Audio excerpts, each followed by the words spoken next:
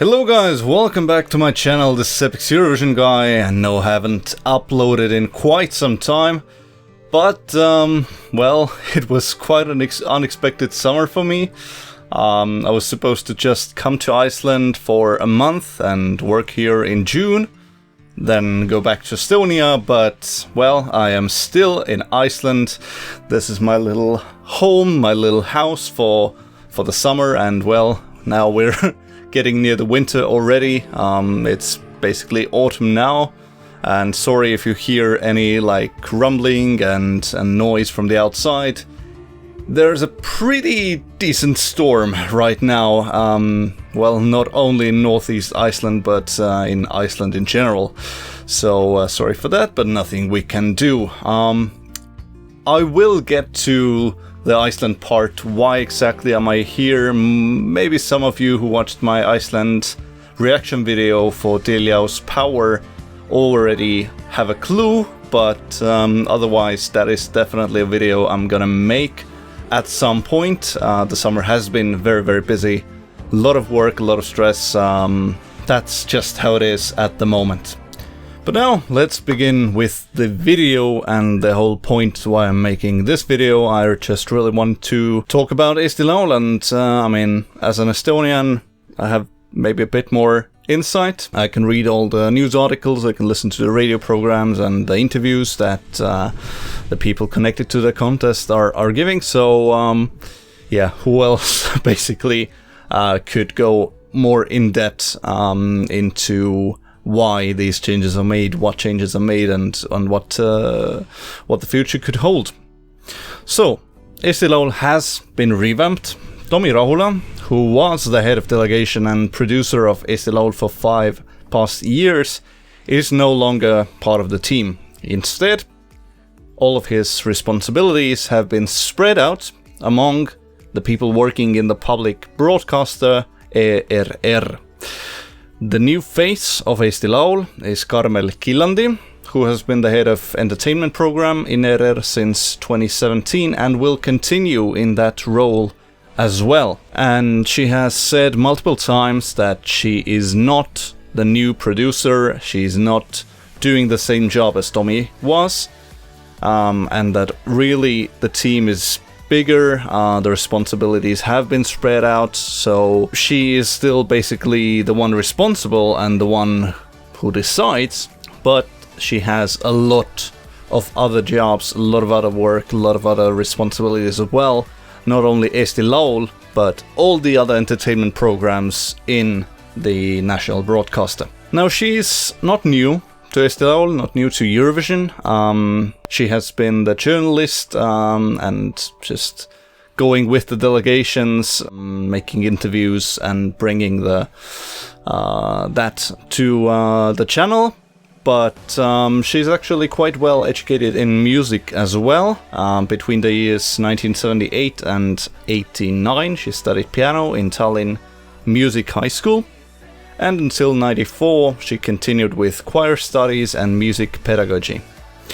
Now, what concerns me the most about this change is Eesti Laul no longer has a specific person who can just focus on Eesti Laul, just producing the contest and leading our delegation in Eurovision. Now, Killandi has many responsibilities, and Eesti Laul is now just one show among many others. Now, what changes exactly have been made? The quarterfinals in 2022 and 40 songs competing, that was just a one-off thing. Normally Eesti Laul has had 2 semifinals and either 10 or 12 finalists, and a combination of jury and televote deciding some qualifiers, and then televote deciding the last qualifiers or wildcards like it was last year. Eesti Laul 2024 will have only 1 semifinal instead of 2. Preliminary jury will select 20 songs, of which 5 will go straight to the final, and 15 will compete for the final 5 spots. So while the number of semi-finals has decreased from 2 to 1, the number of jury members has made a massive jump from 15 to 35. And what's most peculiar about this is that it will no longer only consist of music professionals. Not only musicians, songwriters, lyricists, radio producers, no. It will also include regular people and radio listeners, just everyday people from Estonia.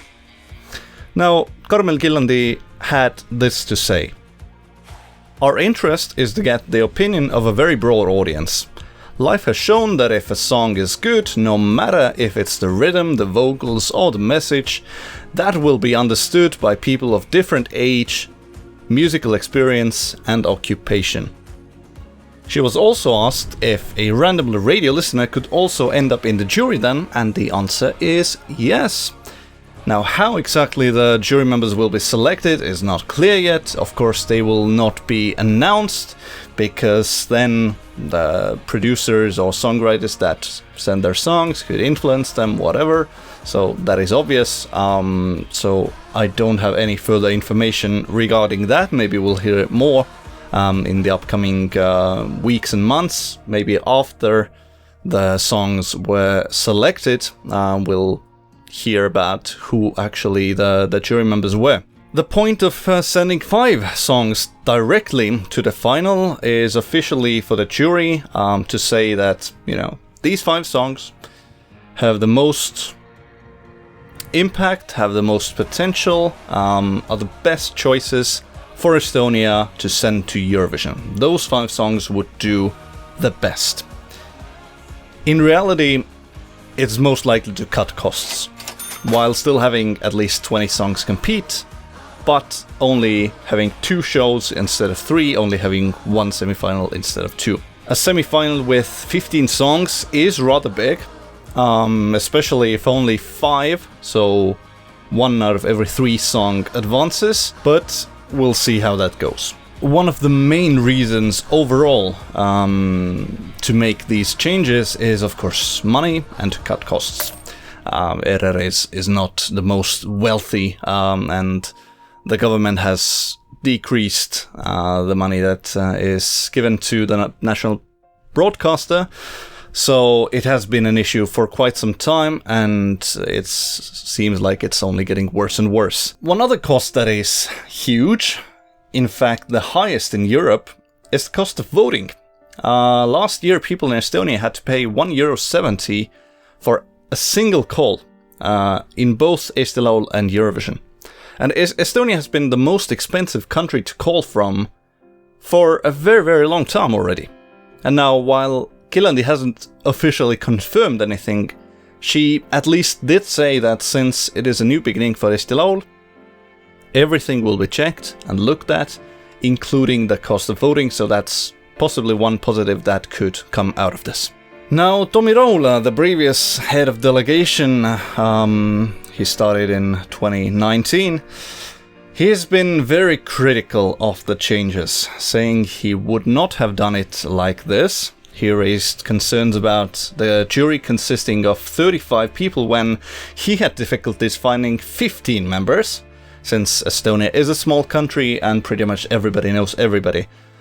So it's very easy to get those connections with the musicians, the songwriters, and the jury members. So the music industry really has limited resources, but now, like we just talked about, we will also have just regular people, so not only music industry professionals, so that basically makes it a bit easier. Now, Rahula also hopes that his positions will be filled in a different way in the upcoming years. He said, "I really hope that it remains an open competition for musicians, for music, and for the people."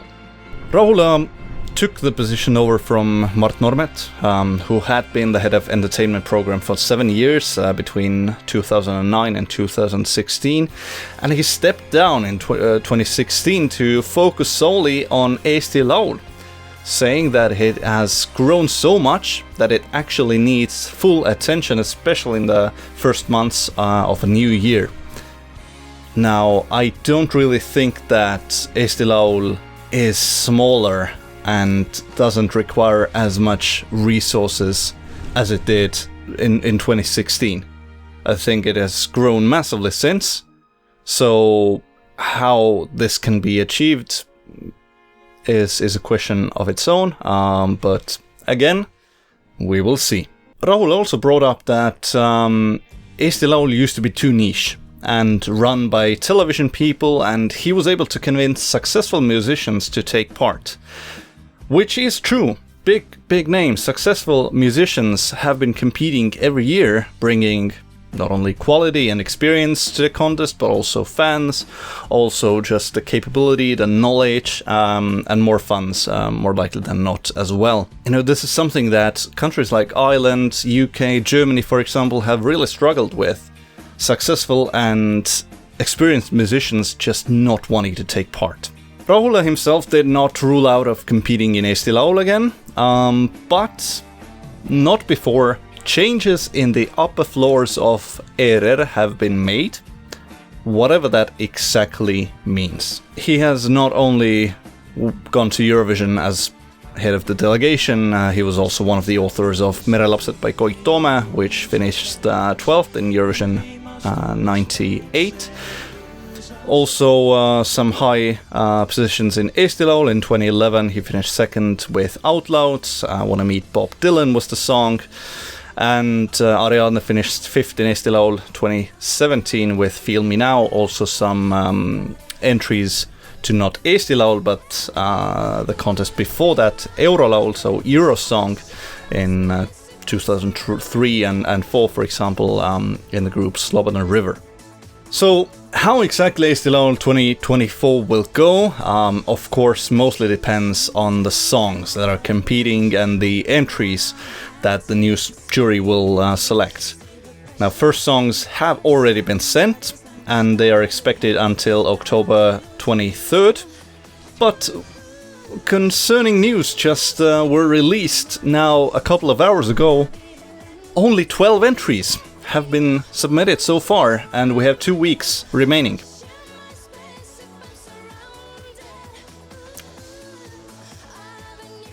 Hopefully we'll get some more.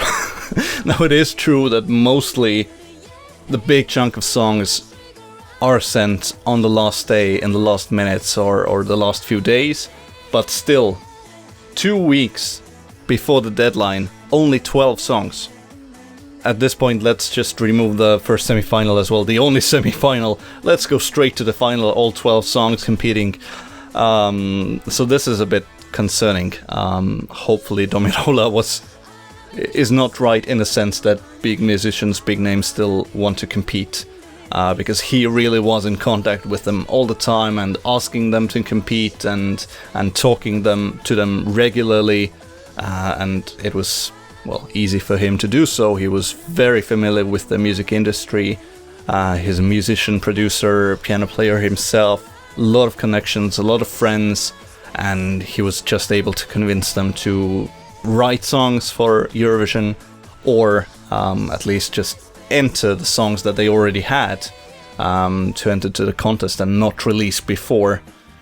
So we'll see. I am a bit concerned, to say the least. So the 5 finalists and 15 semi-finalists will be revealed by November 8th, so a bit less than a month to go.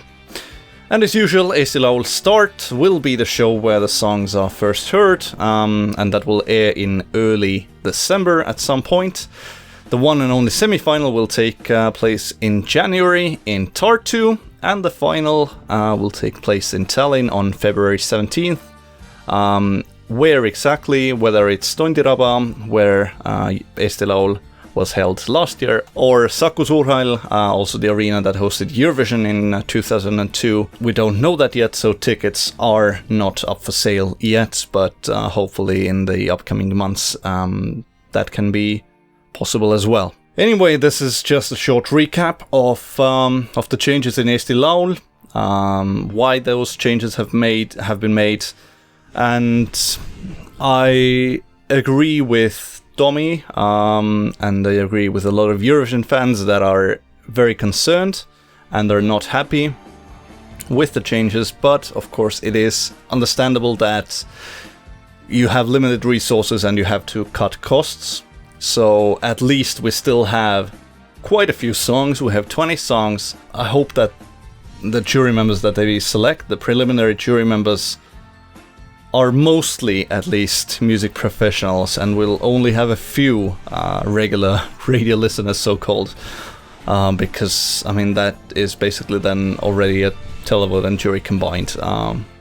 Which, I mean, if you're sending 5 songs directly to the final, maybe is not a bad thing, but still a bit questionable. Anyway, let's stay hopeful. Let's hope that Eesti Laul still will remain as one of the best national selections in Eurovision, at least in my opinion. I might be biased, but still. More videos to come about Eesti Laul, about the musicians in Eesti Laul, about the producers, songwriters, all the news that come out. I will try to cover them. I waited with this video just to make sure that I have all the information, I have all the interviews, I have the latest news articles, so I didn't want to rush with it and just say a couple of words, but actually go more in depth into this topic. Anyway, thank you for watching. Greetings from Iceland. Hopefully the storm passes soon, and I will talk to you later about both my trip in Iceland, or well, me living and working in Iceland, but I will be back in early November, so talk to you very, very soon. If you haven't already subscribed, consider doing so, like the video and comment what do you think about the changes, and are you worried or excited about Eesti Laul? I think I'm a bit of both. Anyway, talk to you later, see you later, bye bye.